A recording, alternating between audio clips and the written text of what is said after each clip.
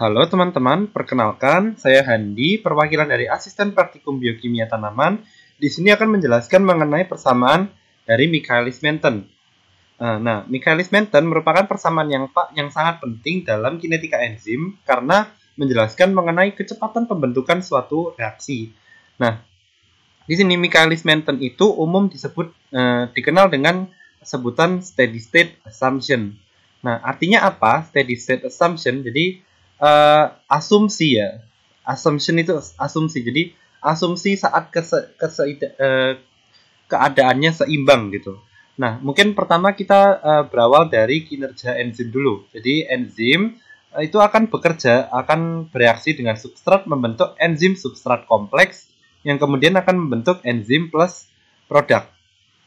Nah, di sini tidak semua enzim substrat itu nantinya akan menjadi produk.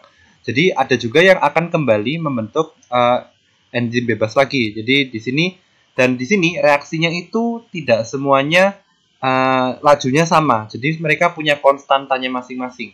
Untuk pembentukan enzim substrat yaitu K1, kemudian disosiasi enzim substrat yang pertama yaitu ada K2 dan kemudian disosiasi enzim substrat membentuk produk itu K3. Nah, ini kita bisa tandain dulu kalau ini persamaan yang pertama. Kemudian ada persamaan jadi V atau laju kecepatan pembentukan suatu produk misalnya. Jadi kecepatan pembentukan produk itu dapat kita ketahui dengan K3 dikali dengan konsentrasi enzim substrat. Nah, ini karena kecepatannya itu dihitung dari konsentrasinya enzim substrat ini dikali dengan konstantanya. Ini kita bisa tulis persamaan yang kedua. Nah, kemudian tentang steady state assumption, jadi artinya keseimbangan. Jadi laju disosiasi dari enzim substrat itu akan sama dengan laju pembentukannya dari enzim substrat. Nah, kalau misalnya kita lihat kan pembentukannya enzim substrat itu kan dari K1 saja. Jadi ini K1 dan yang ini K3 dan K2. Nah, tapi di sini untuk menuliskan rumusnya biar bisa menjadi suatu persamaan, jadi kita bisa tulis dengan cara yaitu K3 dikalikan dengan konsentrasinya enzim substrat ditambah dengan K2 dikalikan dengan konsentrasinya enzim substrat akan sama dengan K1 dikalikan dengan, ini bukan dikalikan enzim substrat, tapi dikalikan dengan konsentrasinya enzim dikalikan dengan konsentrasinya substrat. Karena mereka masing-masing punya konsentrasi. Kayak gitu. Oke. Ini bisa kita tulis sebagai persamaan yang ketiga. Nah, kemudian, jadi di sini kan ada ES-nya ada 2. Yang sebelah kiri ini ada ES-nya 2. Ini kita bisa keluarkan dulu. Jadi, konsentrasi enzim substrat, ini K3 tambah K2 sama dengan K1 kali konsentrasi enzim dikalikan dengan konsentrasi substrat. Nah, di sini kan ada K3 plus K2 sama K1. Di sini kita bisa pindahin K-nya. Jadi K-nya kita pindah sebelah kiri semua. Kemudian ES-nya kita pindah ke sebelah kanan. Jadi kita bisa tulis sebagai K3 tambah K2 dibagi K1 sama dengan konsentrasi enzim dikalikan dengan konsentrasi substrat dibagi sama konsentrasinya enzim substrat. Nah, ini kita bisa tuliskan kalau ini persamaan yang keempat. Oke. Kemudian ini misalkan nih, karena ini kebanyakan konstanta, jadi kita bakal agak susah untuk menghitungnya, untuk mengetahui salah satunya. Jadi di sini kita mencoba, kita lakukan permisalan, bagaimana kalau kita misalkan, misal K3 ditambah K2 dibagi K1 sama dengan Km. Nah, Km ini yang nantinya akan menjadi konstanta Michaelis-Menten. Jadi awalnya memang sebuah permisalan saja gitu. Nah, dari sini ini kita bisa masukkan kalau ini persamaan yang kelima. Kemudian ada juga persamaan tentang enzim. Jadi enzim itu tidak seluruhnya berbentuk enzim bebas. Jadi ada namanya enzim total. Enzim total ini merupakan enzim bebas, konsentrasi enzim bebas ditambahkan dengan konsentrasinya enzim substrat. Ini. Nah, dari sini kita bisa mindah. Jadi konsentrasi enzim yang bebas sama dengan konsentrasi enzim total dikurangi dengan konsentrasinya enzim substrat. Seperti ini. Ini kita bisa tulis kalau ini persamaan yang ke-6. Oke, kemudian kita bisa masukkan persamaan yang ke-5 ke persamaan yang ke-4. Jadi, Km sama dengan konsentrasi enzim dikalikan dengan konsentrasi substrat dibagi dengan konsentrasi enzim substrat. Nah, kemudian kita masukkan substitusi persamaan yang ke-6, jadinya Km sama dengan ini ya, konsentrasi enzim total dikurangi dengan konsentrasi enzim substrat diginikan dikali dengan konsentrasi substrat. Dikurang ya ini ya, dikali dibagi dengan konsentrasinya enzim substrat. Nah, ini kita bisa dapat persamaan persamaan yang selanjutnya. Kemudian ini kita bisa tarik garis ke bawah.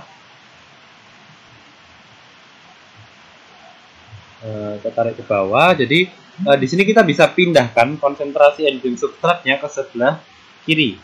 Oke, setelah kita pindahkan nanti hasilnya adalah Km dikalikan dengan konsentrasi enzim substrat sama dengan ini dikalikan juga, jadi sama dengan konsentrasi enzim total dikali dengan konsentrasi substrat dikurangi sama konsentrasi enzim substrat dikalikan konsentrasi substrat.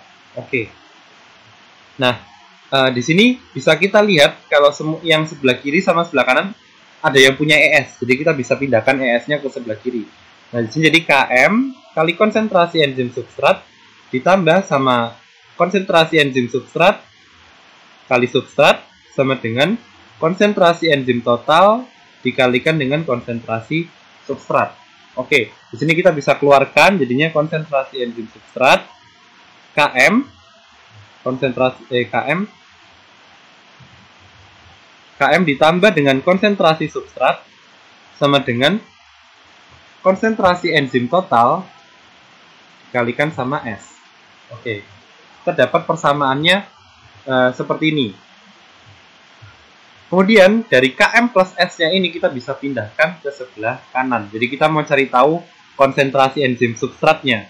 Jadi bisa kita pindah. Jadi konsentrasi enzim substrat sama dengan konsentrasi enzim total dikalikan konsentrasi substrat dibagi sama Km tambah konsentrasi substrat. Kalau misalnya kita lihat bentuknya sudah mirip sama persamaannya Michaelis-Menten. Jadi kita tinggal meneruskan lagi. Kita tulis ini persamaan yang berapa ini? Ke-7. Nah, kita tulis ini persamaan yang ke-7. Oke. Nah, di sini tentang kecepatan. Jadi tadi tentang kecepatan. Jadi V sama dengan V sama dengan K3 dikalikan konsentrasi enzim substrat. Di sini kita bisa ubah ya. Jadi kalau misalnya gini, jadi ES, kita lihat persamaan yang kedua tadi ya, dari persamaan kedua, jadi kita bisa balikan jadi ES sama dengan V dibagi K3. Nah, kemudian kita bisa masukkan ini ya, ini persamaan yang ke-8. Kita masukkan persamaan 8 ke persamaan 7. Jadinya V per K3 sama dengan konsentrasi enzim total dikalikan konsentrasi substrat dibagi dengan Km tambah konsentrasi substrat. Nah, kemudian kalau misalnya kita lihat tentang Vmax ya, atau mungkin kita pindahkan dulu ini K3-nya. Jadi V sama dengan konsentrasi enzim total dikalikan dengan K3 dikalikan dengan konsentrasi substrat sama dibagi sama Km tambah konsentrasi substrat. Nah, kemudian kita lihat tentang definisi dari Vmax. Jadi pada Michaelis-Menten itu ada namanya Vmax, kecepatan ketika enzimnya itu jenuh. Jadi kecepatan maksimal enzim dapat bereaksi. Jadi Vmax itu merupakan konsentrasi Vmax terjadi ketika konsentrasi enzim substrat itu sama dengan konsentrasi enzim total. Jadi ketika enzimnya itu jenuh, jadinya seluruh enzim substrat itu sama dengan enzim total. Jadi tidak ada enzim yang bebas. Jadi di sini kita bisa dapatkan kalau Vmax itu dicapai ketika K3